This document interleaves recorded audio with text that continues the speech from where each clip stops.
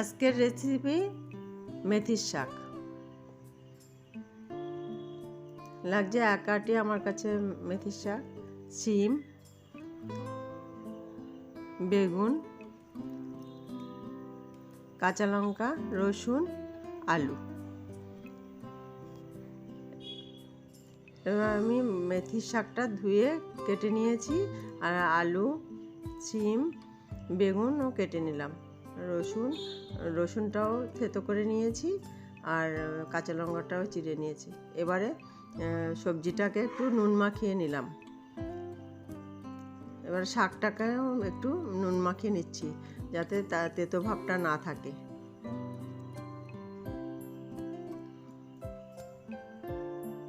এবার কড়াই বসিয়ে দিলাম। কড়াই বসিয়ে এবার তেল দিয়ে দিলাম।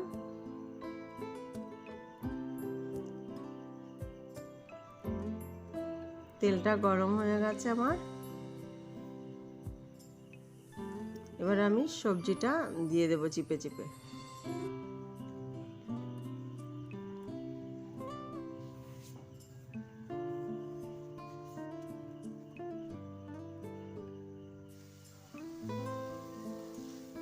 এবার সবজিটাকে নাড়াচাড়া করে একটু ভেজে নেব।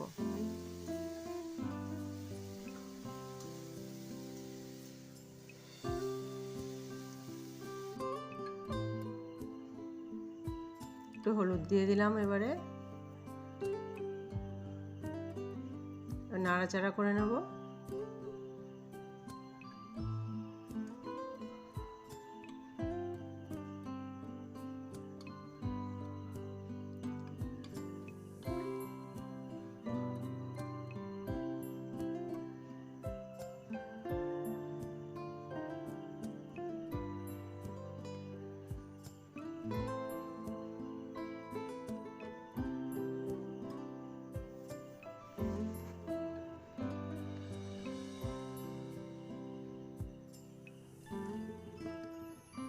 ভাজা ভাজা হয়ে গেছে আমার সবজিটা। এবার আপনারা নামিয়েও নিতে পারেন। আমি নামিয়ে নেইনি, আমি একটু গ্যাপ করে নিয়ে মাঝখানে একটু তেল দিয়ে দিচ্ছি। এবারে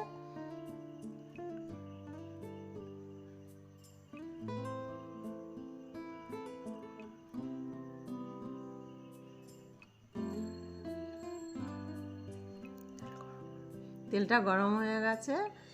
এবারে একটু আমি এতে কালো জিরে ফোড়ন দিয়ে দেবো। এবার থেতো করা রসুনটাও দিয়ে দেবো তার মধ্যে। বেশি ভাজতে হবে না, তাহলে রসুনের গুণটা নষ্ট হয়ে যাবে। তার জন্য একটু নাড়াচাড়া করে সবজিটার সাথেই নেড়ে চেড়ে নেব।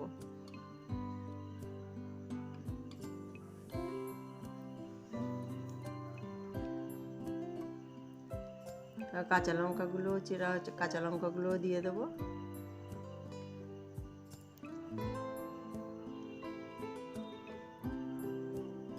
কাঁচা লঙ্কাগুলো দিয়ে দিলাম। এবার একটু আরেকটু নেড়ে চেড়ে নেব।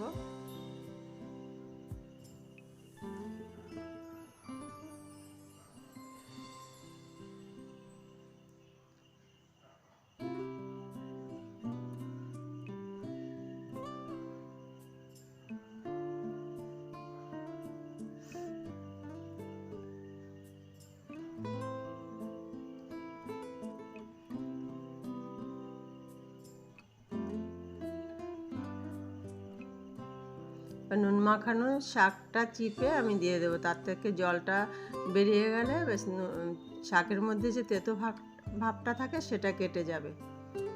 সেই জন্য আমি ওটা নুন মাখিয়ে রেখেছিলাম।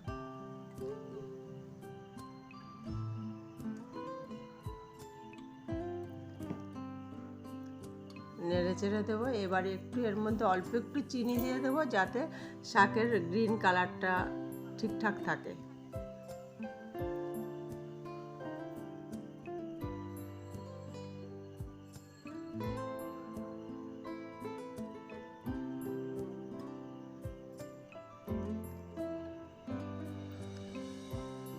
নেড়ে চেড়ে শাকটা এবার হয়ে যাবে। নুন হয়েছে কিনা দেখে নিয়ে একটু নুন দিয়ে ব্যাস তারপরে নামিয়ে নিতে হবে।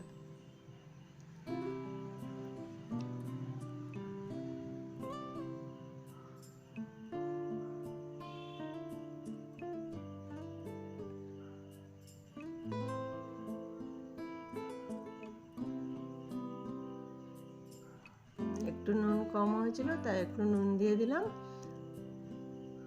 এবার আমি নেড়ে চেড়ে শাকটাকে নামিয়ে নেব।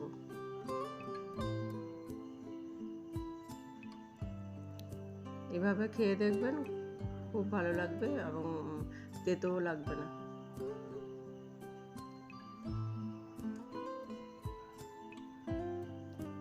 শাকটা আমার হয়ে গেছে, এবারে আমি নামিয়ে নেব।